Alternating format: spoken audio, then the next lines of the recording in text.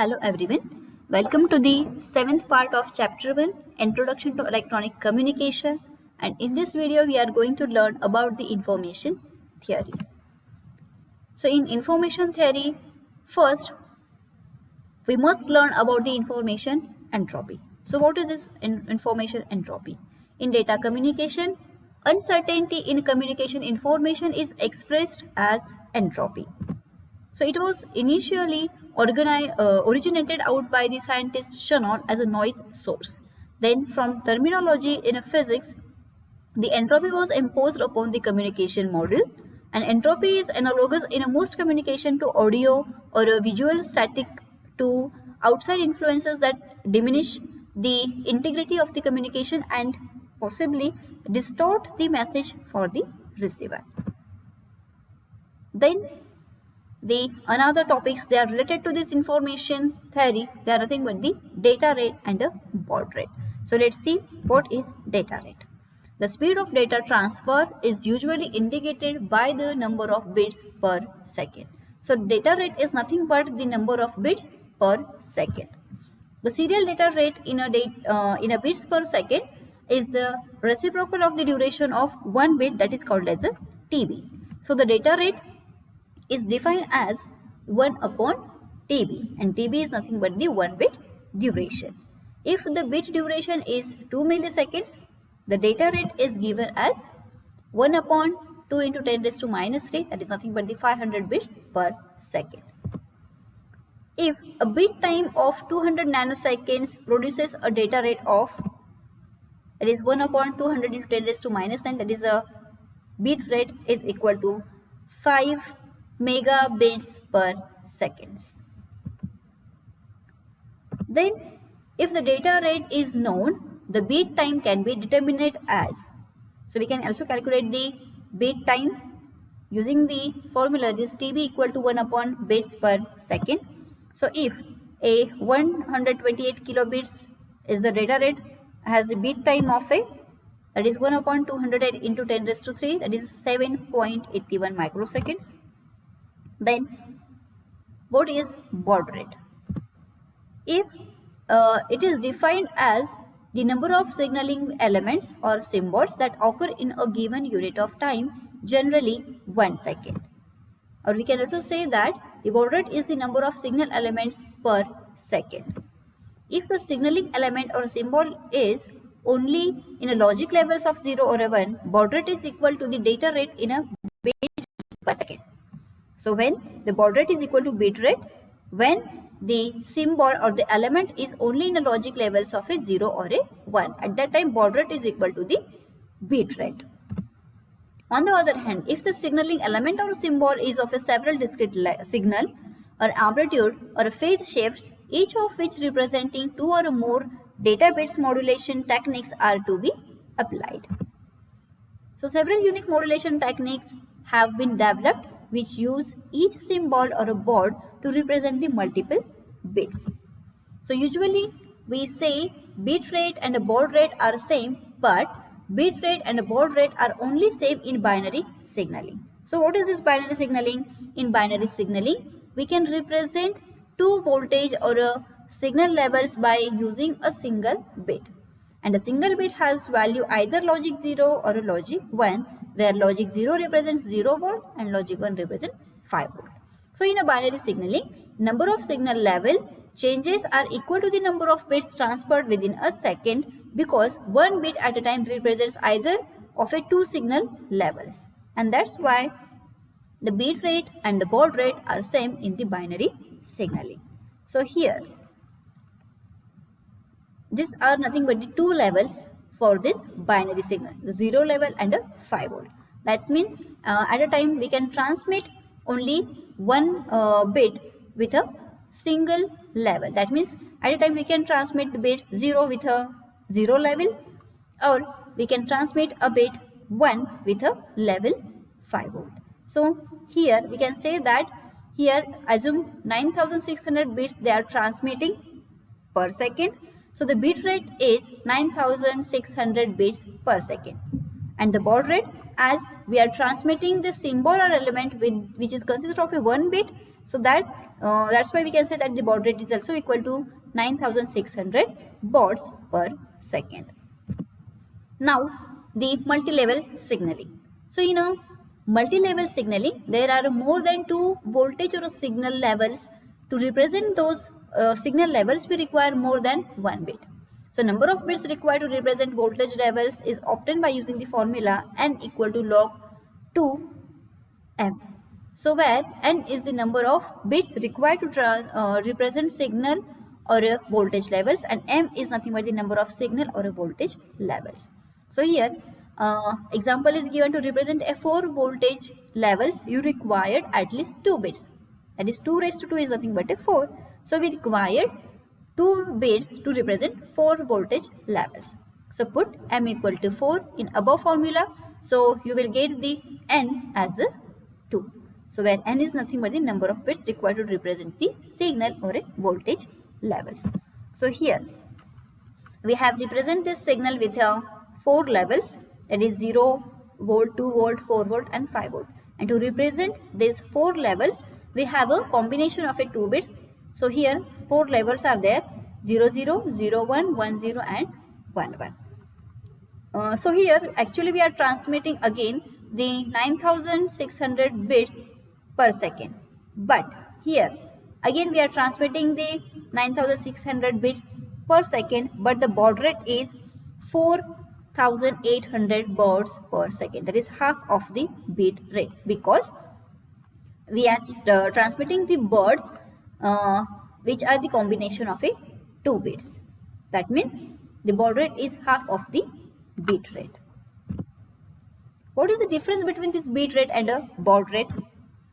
So the important difference between this bit rate and a baud rate is that bit rate refers to the number of bits per second, where baud rate refers to the number of signal level changes per second. Or we can say that the baud rate refers to the number of symbols transmitted per second, and that symbol may be consist of a single bit, it may be consist of a 2 bit, it may be consist of a 4 bit, 8 bit or 16 bit. Unit of bit rate is bits per second, where the unit of baud rate is bauds per second. And bit rate and baud rate are same in a binary signaling, and bit rate and baud rate are not same in the multi-level signaling, as we have seen in the previous example. Then what is channel capacity? The channel capacity C expressed in bits per second is twice the channel bandwidth in hertz. That is represented as C equal to 2B, where B is nothing but the bandwidth of a channel and C is nothing but the channel capacity. So the bandwidth B is usually same as the upper cutoff frequency of the channel, and if there is no noise. The presence of noise reduces the amount of information that can be transmitted in a given bandwidth. So if we increase the bandwidth to increase information rate, it allows to pass more noise. Hence, the choice of a bandwidth is compromise between the information transmission rate and the amount of noise that can be transmitted in a given time. For example, assume a channel bandwidth that is equal to 5 kHz and the maximum theoretical bit capacity is C equal to 2B. So here is the 2 into 5000, that is nothing but the channel bandwidth. So that is nothing but the 10,000 bits per second. So this is the bit capacity of a channel. So the channel capacity expression can be modified by considering the multiple level encoding scheme that permits more bits per symbol or a baud to be transmitted. We know that the choice of a bandwidth is a compromise between the information transmission rate and the amount of noise that can be transmitted in a given time. So here the Nyquist theorem is given for the noiseless channel. So what is Nyquist bit rate? For a noiseless channel, the Nyquist bit rate formula defines the theoretical maximum bit rate, that is given as a 2 into B into log to the base 2 into L. So where B is nothing but the bandwidth of the channel, L is nothing but the number of signal levels used to represent data, and bit rate is the bit rate in a bits per second. So the bandwidth is a fixed quantity, so it cannot be changed. Hence the data rate is directly proportional to the number of signal levels. So let's take the example. Suppose consider a noiseless channel with a bandwidth of a 3000 Hz transmitting a signal with a 2 signal levels. So what can be the maximum bit rate? So that can be calculated using the formula, that is bit rate equal to 2 into bandwidth into log to the base 2 into L. So here B is nothing, that is bandwidth nothing but the 3000 Hz, and the number of levels are nothing but a 2. So we get the maximum bit rate for a noiseless channel with the bandwidth of 3000 Hz is equal to 6000 bits per second. Now take the another example. We need to send 265 kilobits per second over a noiseless channel with a bandwidth of 20 kilohertz. So how many signal levels do we need? So we can calculate. So here again with the same example or same formula. So we know that the bit rate is 265 kilobits. So we have taken over here 2,65,000. So here the bandwidth is 20 kilohertz. So the number of, we have to calculate the number of levels. So that can be calculated as, here log to the base 2 into L is equal to 2,65,000 divided by this 2 into 20,000. So we get here 625, and we get the number of levels, that is L equal to 2 raised to 6.625, that is nothing but the 98.7 levels. So here as we increase the number of bits, then the number of levels, they are also increased. Then again, signal to noise ratio, that is important for the quantity of a noise that gets added into the signal. So signal to noise ratio is a number that indicates the relative strength of the signal and the noise present into the signal. So however, in a communication, noise is usually expressed as a power because the received signal is also expressed in terms of a power. So if the signal and the noise powers are known, the signal to noise ratio can be calculated. So the signal to noise ratio is defined as the ratio of signal power to the noise power at the same point. So here we can give the signal to noise ratio as S by N is equal to Vs square divided by R is divided by Vn square divided by R. So this is nothing but the Vs upon Vn. So this Vs is nothing but the signal voltage and Vn is nothing but the noise voltage. So if the receiver has an input signal power of a 1.5 microwatt and the noise power is equal to 0.2 microwatt, then signal to noise ratio is, that is equal to 3.010 dB. So this S by N or signal to noise ratio is usually represent or described in the decibels. Then noise figure. The noise figure NF is defined as the ratio of the signal to noise power at the input to the signal to noise power at the output. So this is given as a signal to noise power at the input to the signal to noise power at the output. So the noise figure is expressed in decibel, and the noise figure is the difference in decibels between the noise output, the actual receiver, to the noise power, noise output of an ideal receiver with the same overall gain and a bandwidth. So it is a number by which the performance of an amplifier or a radio receiver can be specified, with a lower values indicating better performance. Now we know that if according to Shannon's Nyquist theorem, if we increase the number of bits, then number of levels they can be increased. So where the noise is not considered, that means that is specified for the noiseless channel, but the noiseless channel is not practically exist, or that is not practically possible. So the Shannon theorem will define the noisy channel.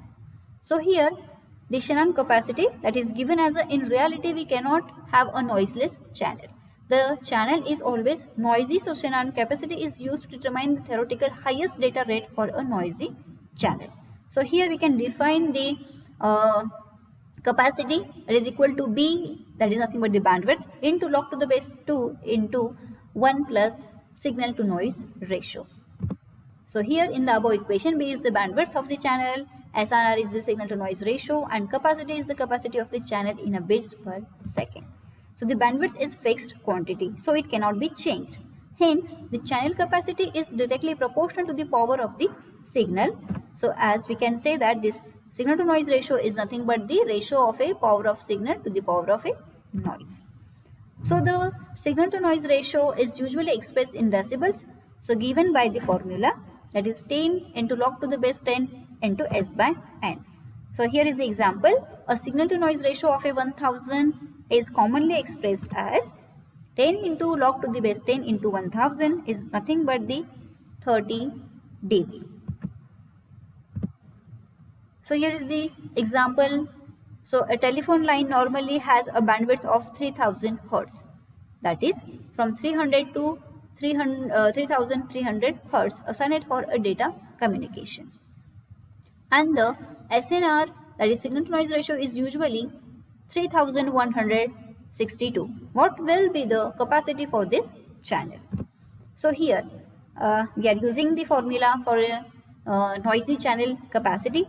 So that is bandwidth into log to the base 2 into 1 plus SNR. So here bandwidth is given, that is 3000 Hertz, and the SNR, that is signal to noise ratio, is given, that is equal to 3162. So here we get the value of this 1 plus SNR, that is 1 plus 3162 equal to 11.62. So we get the channel capacity for this noisy channel is equal to 34,860 bits per second. So here are the questions based on this topic. So state the true and false. So here in data communication, uncertainty in a communication is expressed as a noise factor. We have to state whether it is true or false. Then the channel capacity C expressed in bits per second is equal to the channel bandwidth in Hertz. Then the maximum sampling frequency required for reliable reproduction of the modulating signal is defined by the Nyquist theorem. And the Shannon's law provides an upper theoretical limit to a binary channel. Then the next is the Nyquist sampling rate is. So we have to choose from this given options. Then state the Nyquist theorem, state the Shannon theorem in communication system, and define noise figure and what does it indicate, what is a channel capacity, and what is information entropy, and state its role in a data communication. Solve the questions and define the term signal to noise ratio. Solve the questions. If you have any query, contact